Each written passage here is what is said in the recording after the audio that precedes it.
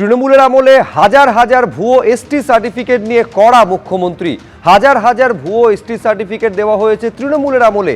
আমাদের দফতর ভুয়ো এসটি সার্টিফিকেটের বিরুদ্ধে তদন্ত করছে। দোষী সাব্যস্ত হলে যিনি সার্টিফিকেট নিয়েছেন তিনি শাস্তি পাবেন, যিনি সার্টিফিকেট দিয়েছেন তারও শাস্তি হবে, জেলে পাঠানো হবে। শুনুন মুকুটমণিপুর থেকে কি বললেন রাজ্যের মুখ্যমন্ত্রী। এই রাজ্যে হাজার হাজার ভুয়া এসটি সার্টিফিকেট দেওয়া হয়েছে। এসটি সার্টিফিকেট দেওয়া হয়েছে।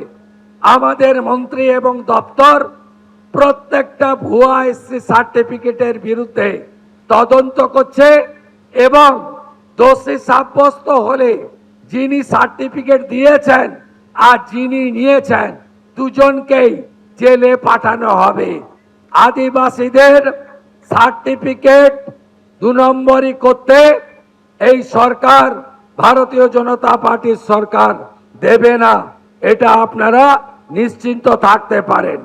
বিগত যে সরকার ছিল তারা কম অত্যাচার করেনি।